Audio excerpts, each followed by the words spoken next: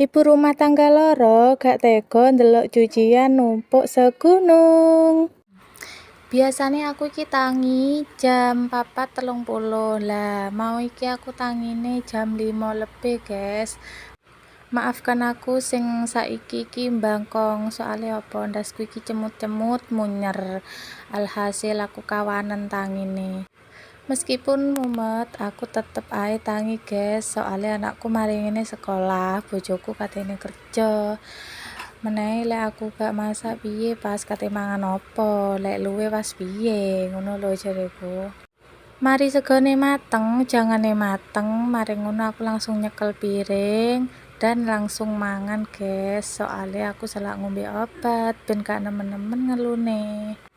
Iki aku nyapune rodok kesusu ya, guys, soalnya ben cepet mari ngono lho, tapi iki engko gak tak pel. Wis mari nyapu iki aku lanjut kate umbah-umbah, soalnya umbah-umbahane wis numpuk. Timbangane aku turu maneh ya wis iki tak gawe aktivitas, tak gawe gerak supaya mumete ben rada ilang ngono lho. Pokok marene lek wis mari umbah-umbah lanjut aku kate turu. Engko maneh dilanjut kora-kora. Lah kae dandangku lho ketok. Kurung tak korai kan, guys. Asline aku iki gak kira ngumbah selimut sampai loro. Soale anakku iki lek wis dibukahi engko turu meneh. Dadine ya kuwi wis kena uyuhi kabeh sing jenenge selimut loro. Iki mau kumbahan wis tak komrek, dadine aku nguceke gak suwi-suwi ngono lho. Bendang mari bendang wis ngrasakno ndas cemut. Oh iya guys, awakmu saiki masak apa? Aku mau masak eseng-eseng kecambah, mari ngono goreng jamur crispy. Wis ngono tok, menuku simpel.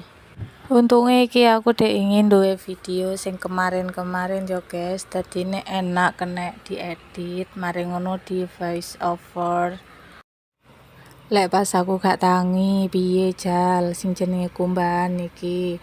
Nek 2 dino 3 dino duh aku gak sampe 2 bak, tambah kesel aku engko sing kate ngumbah. Alhamdulillah iki aku wis nang tahap kira-kira. Awakmu lek kira-kira ping piro rek?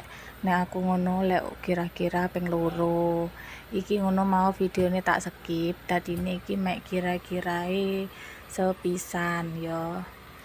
Saiki iki lek umbah-umbah isuk kurung sore ngene wis garing, soalnya apa panase nemen saiki rek. Apa meneh lek bengi, duh ademe pol. Sampai aku iki selimutan ping pindho, kadang yo jek kasutan ngono lho.